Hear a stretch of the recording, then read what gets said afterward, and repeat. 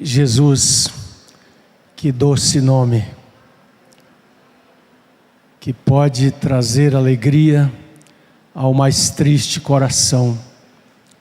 Jesus, só o teu nome é capaz de dar ao homem salvação.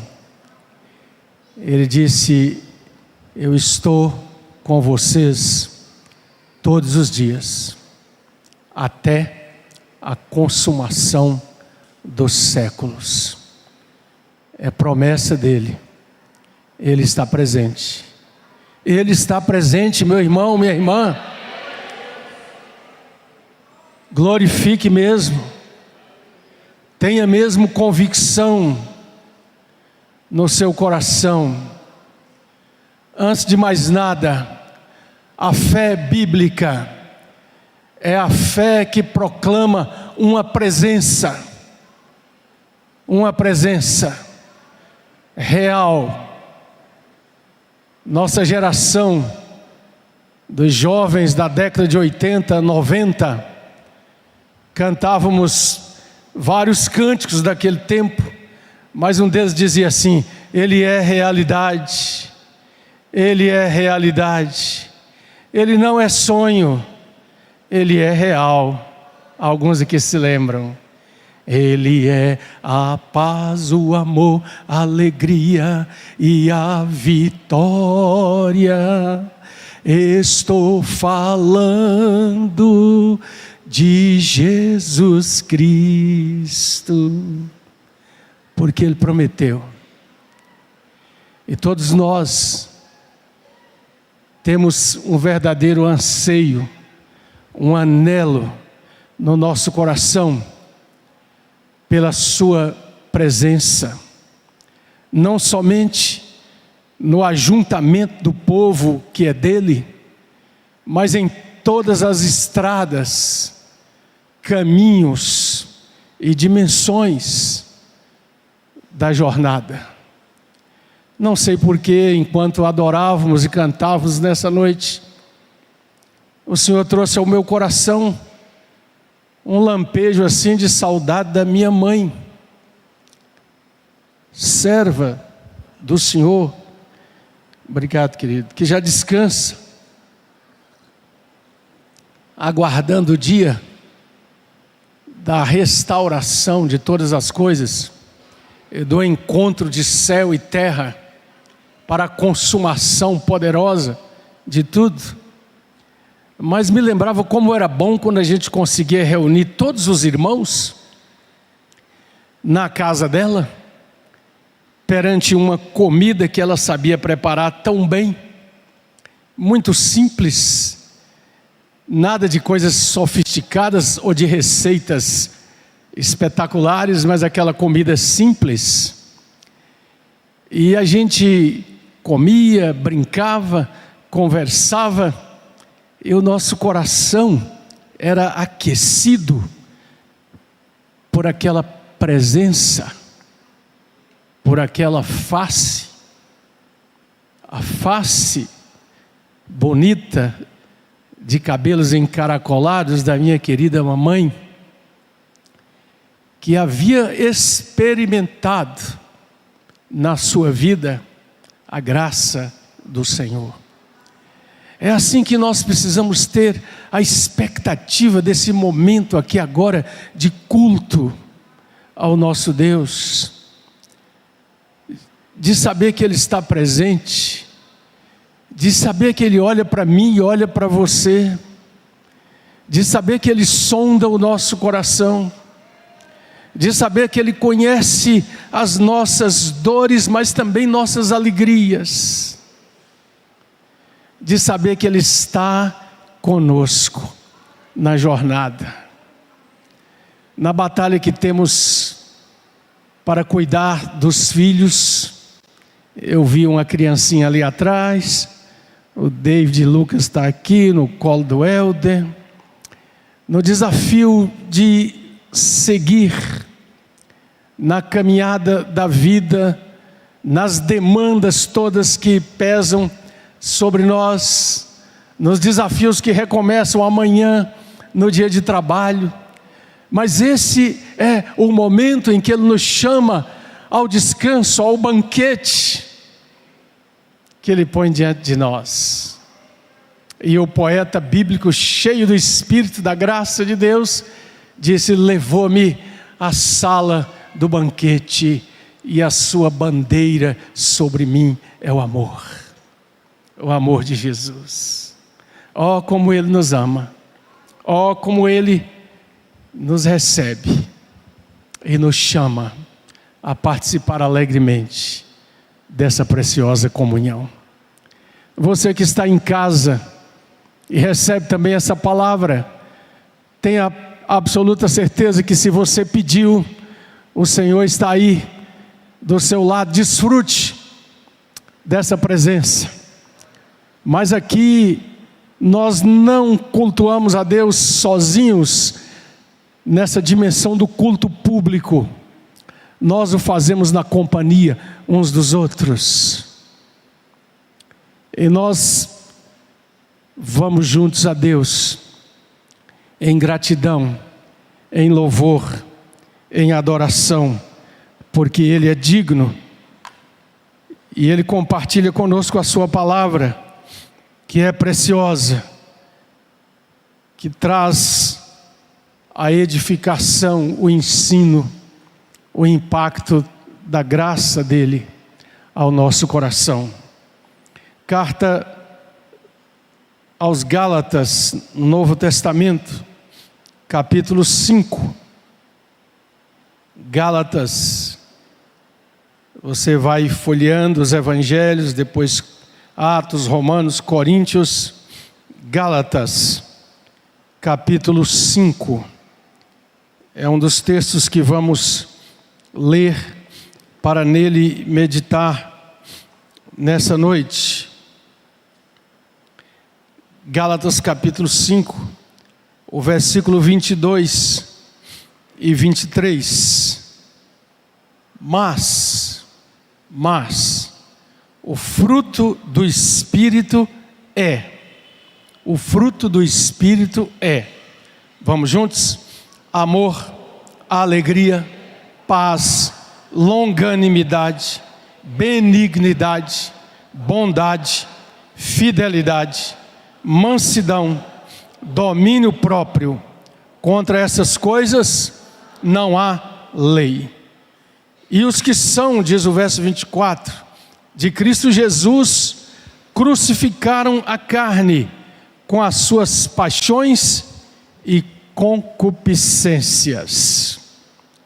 Vamos também ao Salmo 16.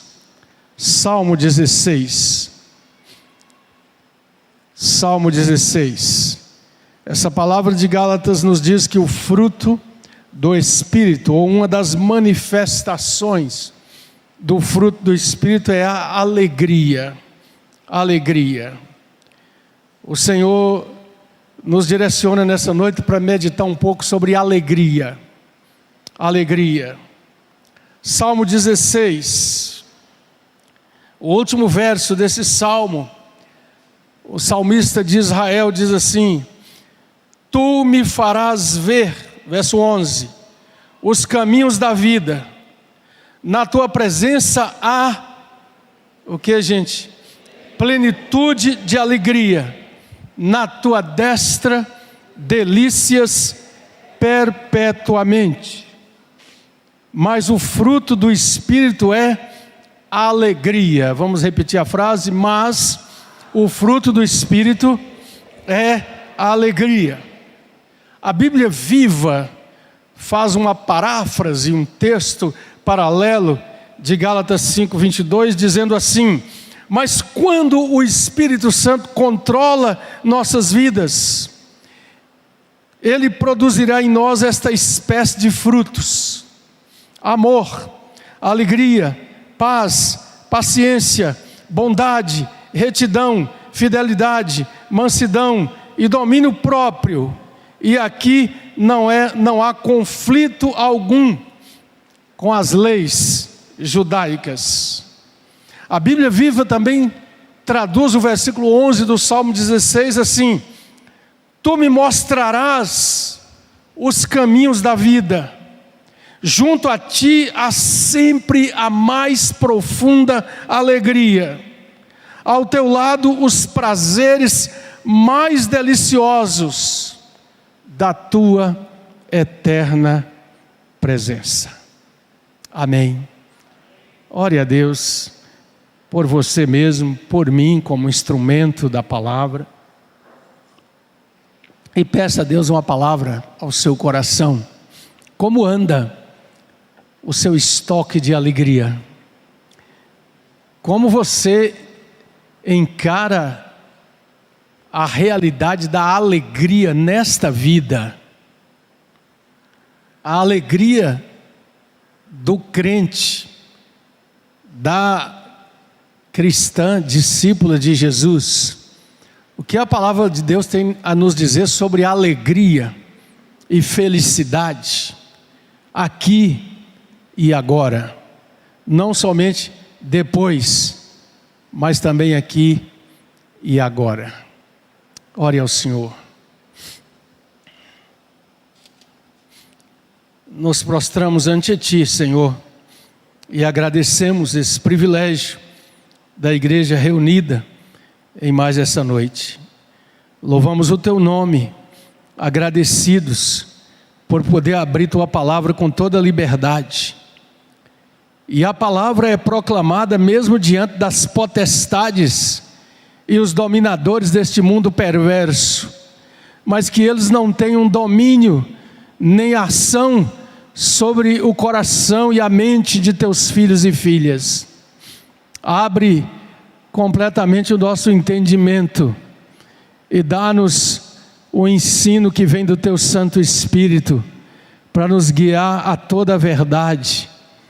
Perdoa o nosso pecado, a maldade do nosso coração, poderoso Deus. Purifica-nos, lava-nos, como disse o salmista, com água pura, com o renovo gracioso do Teu perdão, porque é bem-aventurado aquele cuja iniquidade é perdoada e cujo pecado é coberto.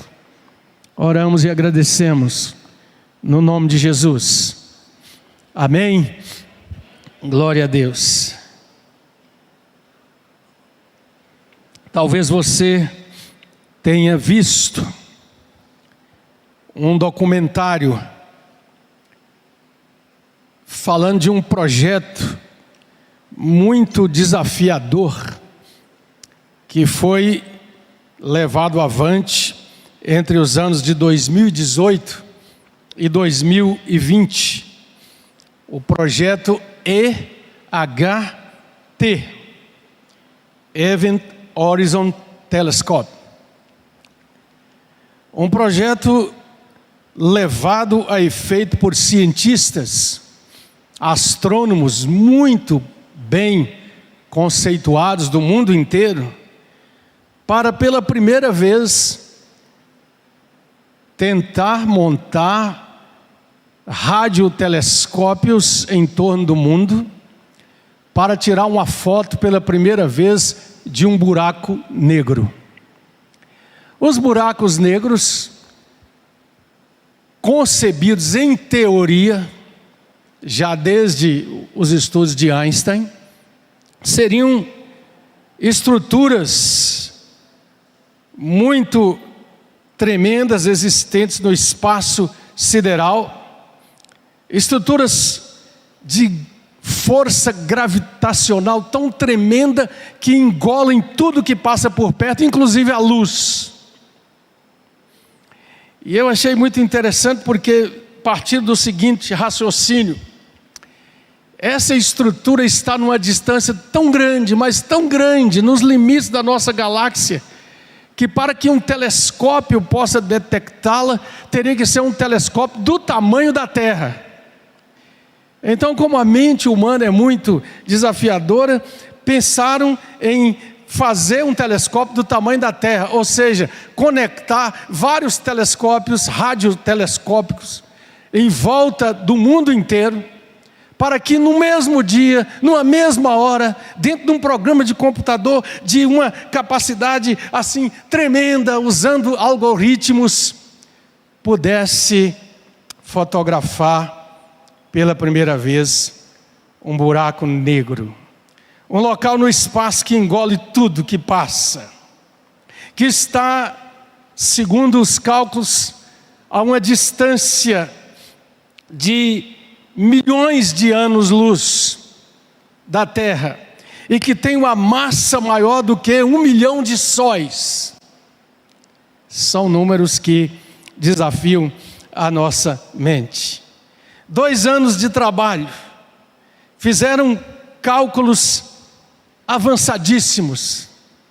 Uma equipe trabalhou ao lado de uma das mentes científicas mais brilhantes do século passado, do início do nosso século, de um inglês chamado Stephen Hawking, preso numa cadeira de roda com uma doença que tirou sua fala, mas inventaram um aparelho para colher a voz dentro da garganta e jogar no microfone, e ele trabalhando com esses cálculos. Chamou a atenção que no meio dessa equipe tinha uma mulher, uma jovem de 29 anos, uma pesquisadora apaixonada por esse assunto, e depois de 2 anos de trabalho, conectando todos esses radiotelescópios em volta do mundo, eles conseguiram obter uma imagem que saiu e foi divulgada pelos jornais e noticiários do mundo inteiro. Mas achei interessante o chefe da equipe dizer: a imagem que obtemos é só uma formação parcial, é como se a gente estivesse vendo um pixel de uma imagem que é formada de milhares deles. E havia no rosto dessas pessoas, eu prestei bem atenção no documentário, um misto de uma alegria por achar, pelo menos achar, pelos cálculos que conseguiram, mas de muitas dúvidas a serem ainda esclarecidas. Havia um quê de frustração por lidar com coisas tão grandes, tão tremendas, tão além da nossa compreensão, segundo os próprios pesquisadores. Inclusive, o Dr. Hawking morreu no decurso dessa experiência, antes de vê-la completada. Irmãos e irmãs, por quê? A pergunta que nós precisamos fazer perante essas coisas todas é: por que o ser humano deseja tanto, almeja tanto, e aos limites ainda não conhecidos, buscar o entendimento e a compreensão de coisas que desafiam o seu coração? É uma busca do homem em todo o tempo na face da terra. Já no tempo de Cristo, já nos registros da palavra de Deus, o próprio apóstolo Paulo, passando por Atenas, ele vê todo esse mover de uma filosofia que indagava, que buscava, que queria respostas. Um dos grandes cientistas, chamado Pascal, e você pode pesquisar o quanto esse homem era competente, habilidoso, e o quanto que ele era crente em Jesus Cristo. As coisas que ele deixou escrito sobre a sua comunhão com Deus. Mas Pascal disse assim certa vez: todos os homens buscam a felicidade, sem exceção. Todos almejam esse alvo, não importam quão diferentes sejam os meios de obtê-la, e não farão o menor movimento sem ter isso em mente. Essa é a motivação de todas as ações humanas, até mesmo daqueles que pensam em suicídio.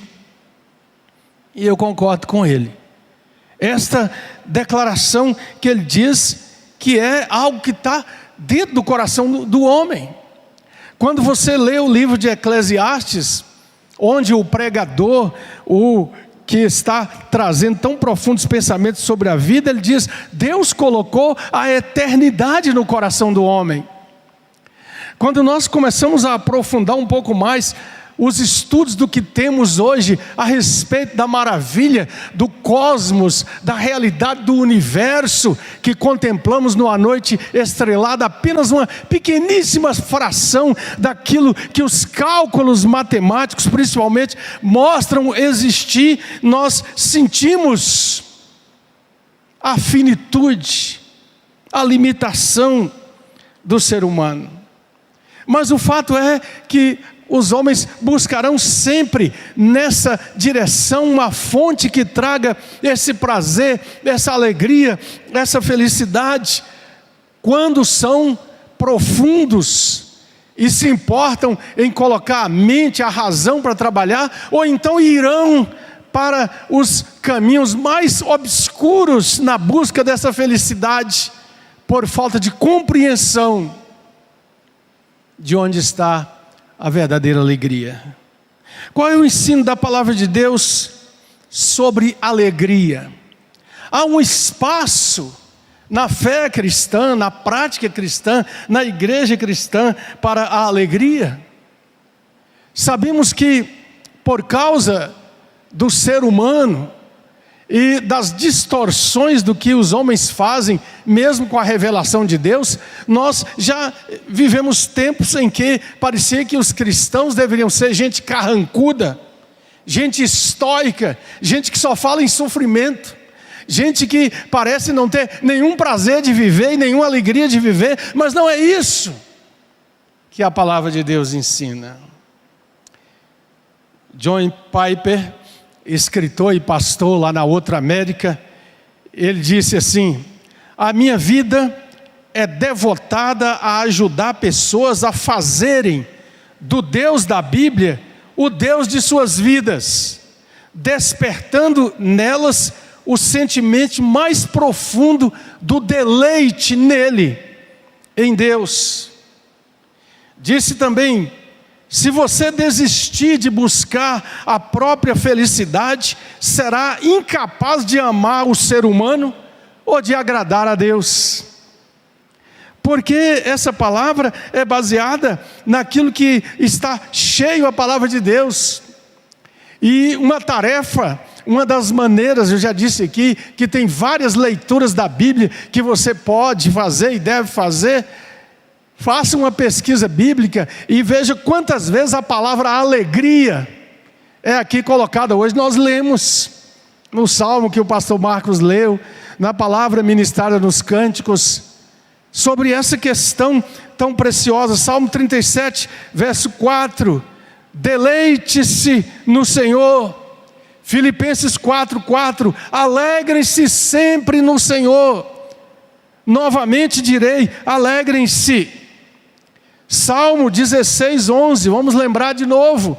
Lemos no começo: tu me farás ver os caminhos da vida, na tua presença há plenitude de alegria, e na tua destra delícias perpetuamente.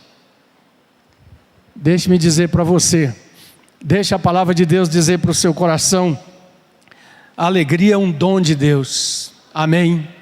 A alegria é fruto do Espírito Santo. Nós somos conduzidos em Cristo e por Cristo à fonte da alegria. Quanto mais próximos nós estivermos das preciosas verdades da palavra de Deus, quanto estivermos mais cientes das virtudes divinas, nós teremos maior prazer e contentamento em fazer aquilo que é bom e nos alegrar em Deus. A palavra nos ensina a dimensão da alegria que deve estar presente em todas as nossas ações, nossos atos como crentes em obediência a Deus e a sua palavra. Por exemplo, 2 Coríntios capítulo 9, versículo 7, um texto bem conhecido que diz assim: Deus ama a quem dá com alegria. Vamos repetir? Porque Deus ama a quem dá com alegria. Ou seja, o que nós vemos aqui é que a vontade de Deus é que tenhamos prazer em fazer o bem, É por isso que a palavra de Deus exorta também, e não nos cansemos de fazer o bem, porque se não desanimarmos, a seu tempo nós ceifaremos, nós colheremos. Nós precisamos fazer com a certeza de que a obediência, ela aumenta a nossa fonte de alegria. Deus ama quem dá com alegria.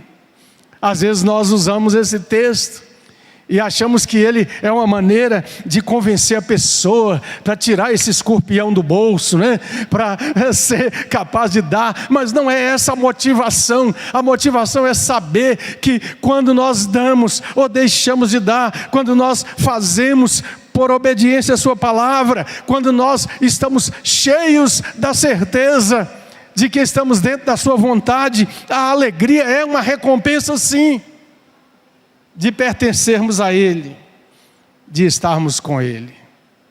Quando eu estou com a minha netinha Luna, que vai fazer agora seus 9 anos no carro, eu fico assim constrangido se eu não tiver um dinheirinho trocado ali no console ali do carro, porque todas as vezes que paramos no sinal e alguém nos aborda, ela, não vovô, tem que dar, e ela fica procurando alguma coisa. Eu já falei, vovô, tem que trazer. Eu vejo no seu coraçãozinho infantil aquela satisfação, aquele desejo, e quando a gente sai, ela fala, olha, que pena que a gente não abençoou.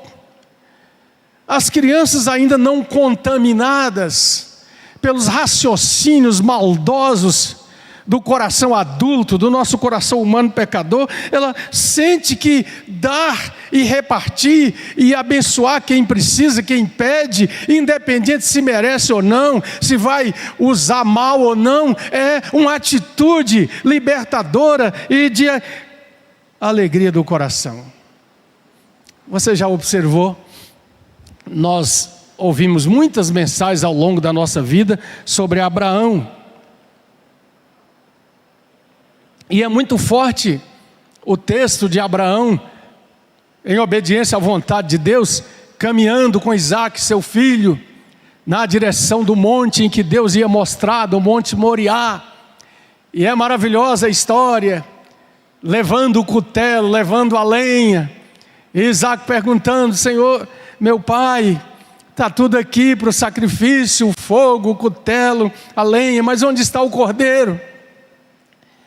E nós vamos até aquele momento maravilhoso, eletrizante, em que Abraão levanta o instrumento de morte com seu filho amarrado ali sobre a lenha, e a voz do céu brada, Abraão, não faças isso.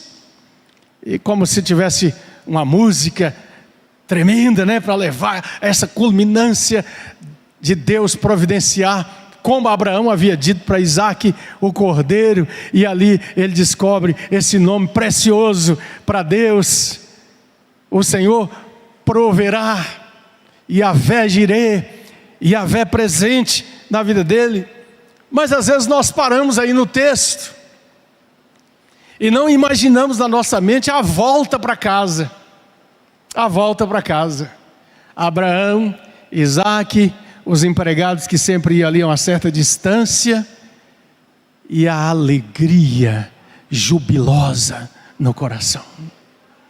A alegria pelo Deus que intervém, pelo Deus que é fiel na sua vida, na sua caminhada.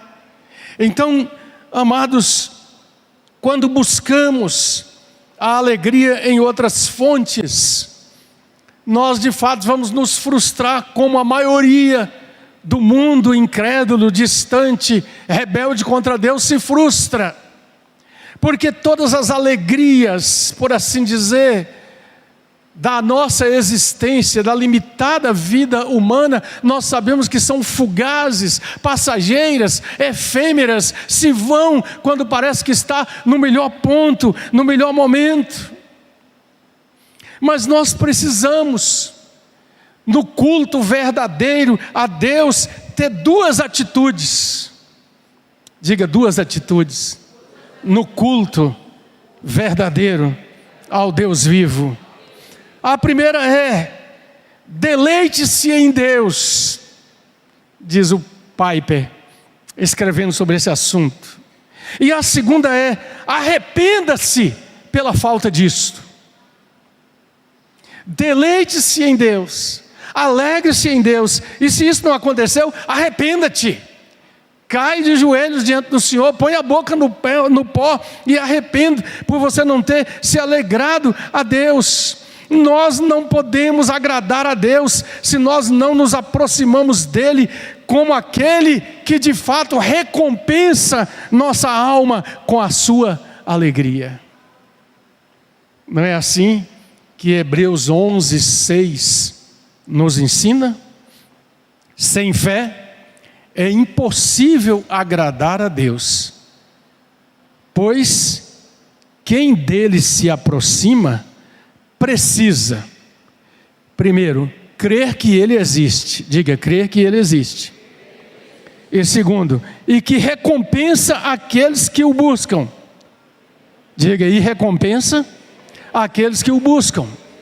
É a palavra de Deus que está dizendo. Nós nos aproximamos para a adoração, e nós vamos porque o nosso coração está absolutamente certo, pela promessa de Deus, pela obra do Espírito Santo, que Ele existe. E é por isso que não é só da boca para fora, não é só porque é uma melodia bonita, mas o nosso coração precisa ser instigado, impulsionado a cantar: Jesus, que doce nome, que traz alegria ao mais triste coração. Jesus, só o teu nome é capaz de dar ao homem salvação. Crer que Ele existe e que Ele é recompensador. Os irmãos e irmãs vão me perdoar, porque não tem jeito. E quem não é avô e avó aqui, quando for, vai aprender e vai ser assim um pouco chato de falar dos netos. Mas eu vejo isso o tempo todo. Não é assim, Eltinho? Eu vejo. Esse fim de semana mesmo eu percebi a Mana chegando, 2 aninhos. E ela já abre os bracinhos, já vem de braço aberto. Porque ela sabe que não será repelida, que será recebida, que será abraçada. E ela se aproxima da avó e pede, porque ela sabe que a avó não está preocupada com a cárie dos dentes, mas vai pegar a chupetinha, a balinha e vai entregar. Mas por quê? Porque antes de ter os seus 2 aninhos e já está capaz de andar com seus passinhos na direção da vovó, ela já esteve ali com 1 mês, com 2 meses, já teve a fralda trocada, já teve a necessidade de água suprida. Então há um relacionamento de proximidade. O que Cristo nos chama a nos aproximar do Pai é andar com Ele, é relacionar com Ele, é viver com Ele ao nascer do sol e ao pôr do sol, ao ter essa comunhão com o Deus que Davi tinha. E por isso Davi dizia: ó Senhor, o Senhor tem as fontes da vida, na tua presença há alegria verdadeira e genuína, a alegria de conhecer, a alegria de desfrutar. Deus glorifica-se a si mesmo. Preste atenção. Deus, o Deus da Bíblia, glorifica-se a si mesmo em suas criaturas de 2 maneiras. A primeira delas é revelando-se, para que nós, criaturas, compreendamos quem Ele é. A primeira coisa é a revelação de Deus, que começa quando nos aproximamos da palavra, quando somos conduzidos a crer que essa palavra é a verdade, a dizer como Jesus exclamou naquele dia: a tua palavra é a verdade, santifica-os na tua palavra, Senhor. Primeira é revelando-se. A segunda maneira com a qual Deus glorifica-se a si mesmo em suas criaturas é falando de si mesmo ao coração. Falando de si mesmo ao coração. A estrutura mais profunda de cada um de nós, ao sentimento do nosso coração. E nos momentos de alegrias, deleites e prazeres propiciados pela manifestação de si mesmo, Deus não é glorificado, ou Deus é glorificado não apenas quando a sua glória é revelada, mas quando nós nos deleitamos e nos alegramos nele. Antes de mais nada, quando alguém, como o autor de um dos belos hinos cantados pelas gerações que nos precederam, diz: ao Deus de Abrão louvai, do vasto céu Senhor, eterno e poderoso Pai e Deus de amor. Ou quando escreveu: tuas obras te coroam como um halo de esplendor, céus, campos, árvores e flores a ti entoam hino eterno, ó Senhor. Esta alegria em Deus. Amados, mas ao falar sobre alegria, nós falamos no início desse projeto tão tremendo para enxergar as coisas que desafiam o ser humano no universo. Quantas buscas em todo lado, de coisas que possam satisfazer o coração, alegrar a alma. Mas nós sabemos, e é a realidade com a qual nós lidamos todos os dias, da imensa frustração, miséria, decadência, desuminação, tragédia do hedonismo, enquanto uma filosofia de vida que busca o prazer, que busca a alegria, mas busca fora da fonte, fora do lugar onde ela está, e por isso não há satisfação real para a alma. E aí nós vemos neste início de século 21, o ser humano torcendo tudo, colocando as coisas todas de cabeça para baixo, querendo explorar até o limite os sentidos que Deus dotou o nosso corpo, as sensações que fazem parte do nosso sistema glandular, e que muitas vezes propiciam esse prazer físico, sensorial, sensual, tantas vezes, praticando todo tipo de torpezas com o corpo, dizendo que homem não é homem, mulher não é mulher, e colocando todas as formas de exploração desse sentido na direção da constituição física, e buscando um prazer que vai e escorre pelos dedos o tempo todo.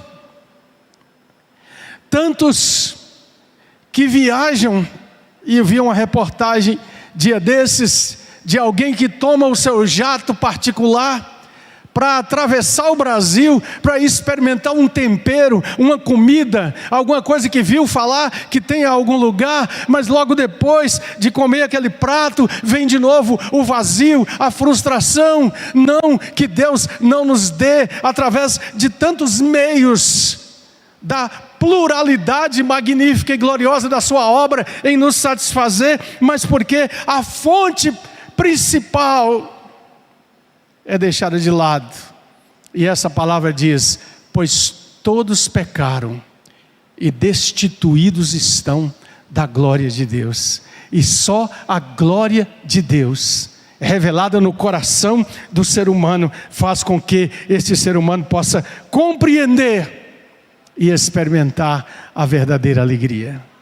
Por isso, o salmista de novo declara: tu me mostrarás os caminhos da vida. Eu tenho a ti sempre como a mais profunda alegria, ao teu lado os prazeres mais deliciosos da tua eterna presença. O Salmo 73 é um salmo muito interessante para a gente meditar nele. O Dr. Martin Lloyd Jones escreveu um livro inteiro de sermões que ele pregou nesse salmo, quando o salmista lamenta, se rebela diante de Deus porque os ímpios prosperam.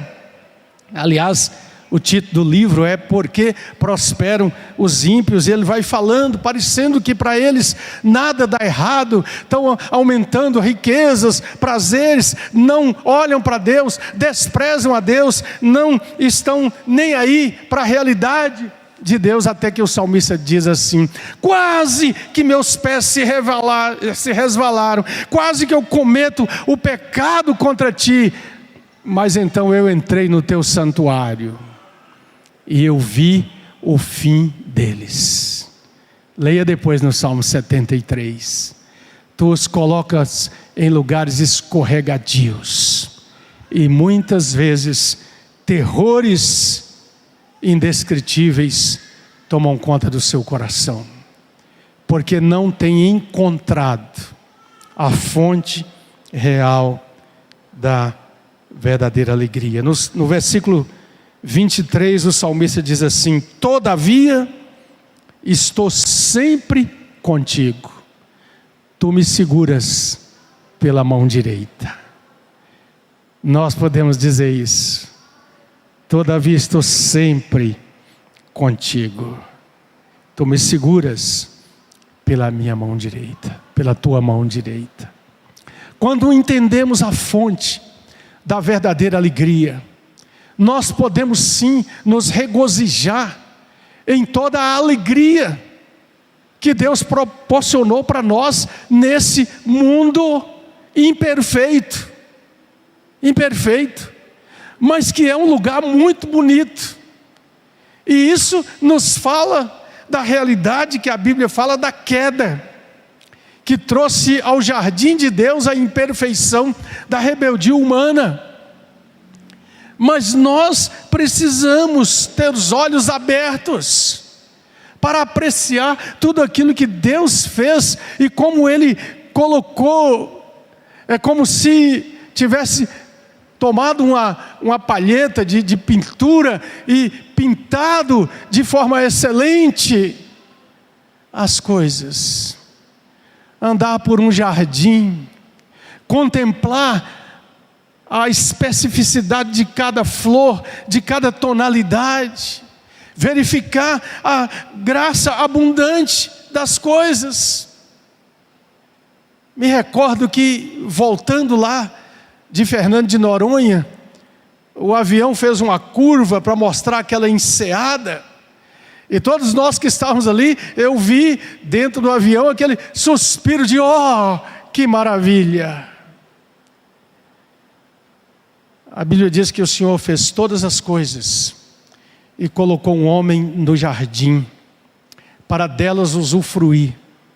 E essa palavra nos diz que aquilo que foi quebrado, conspurcado, enlameado pelo pecado, um dia será restaurado, porque João, pelo Espírito Santo, olhou e disse: eu vi novo céu e nova terra, agora transformados, onde não haverá mais lágrimas nem dor, onde todas as coisas trazidas pela rebeldia humana e pela conspiração diabólica foram restauradas pelo poder do nosso Deus.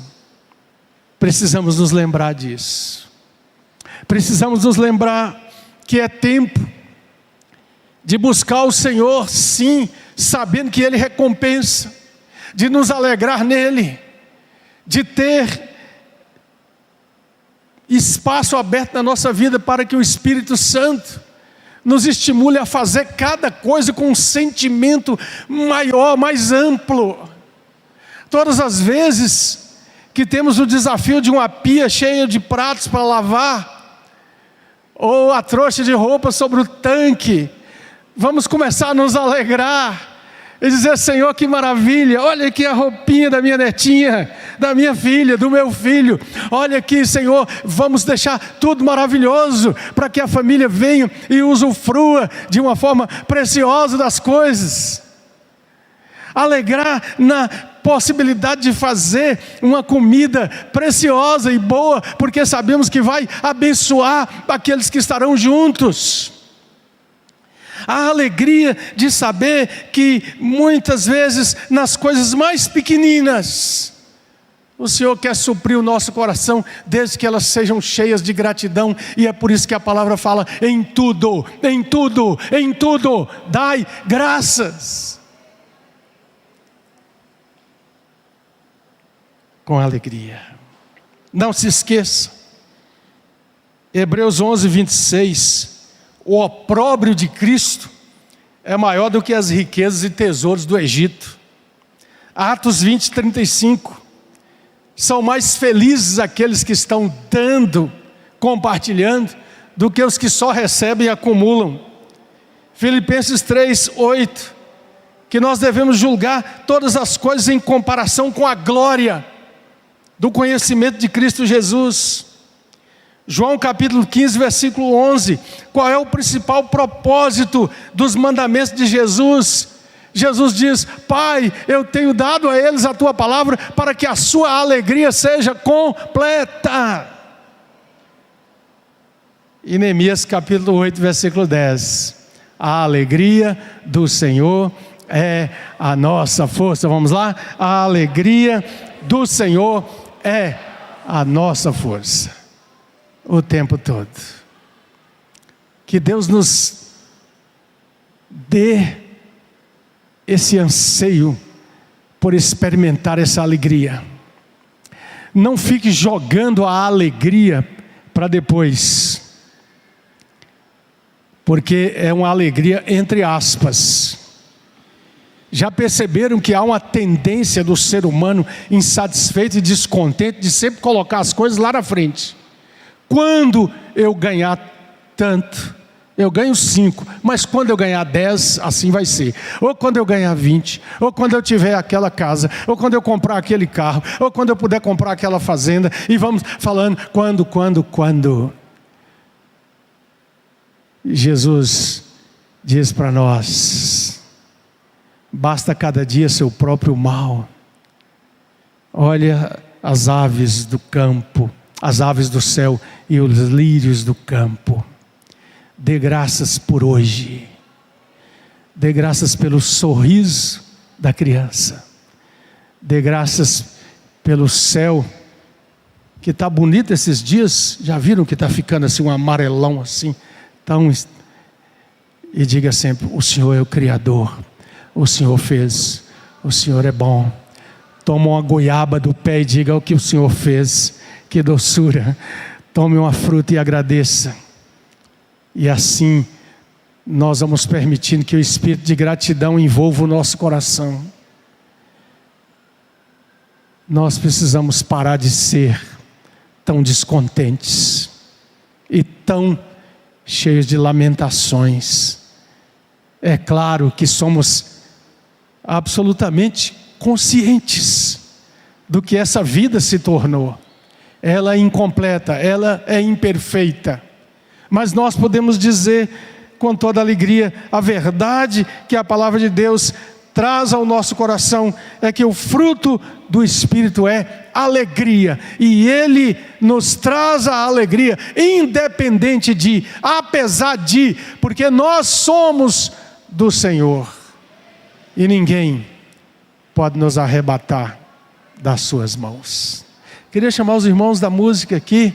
Entrega o pacotinho aí, meu irmão, e venha, para que nós possamos concluir cantando um cântico muito precioso que nos ensina a realidade de que nós precisamos estar junto a Deus, onde está a fonte real e verdadeira, essencial de toda possível alegria da nossa caminhada aqui. Curva a sua cabeça. Aproveite e coloque diante do Senhor, enquanto os irmãos aqui se posicionam. Como está a sua alegria? Você tem de fato louvado a Deus, agradecido a Deus e buscado nele a alegria? A alegria como qualidade moral, não um sentimento apenas, mas uma certeza de fé de que todas as coisas estão nas mãos daquele que pode tudo. E portanto, como disse o salmista, eu estou sempre contigo e tu me tomas pela mão direita.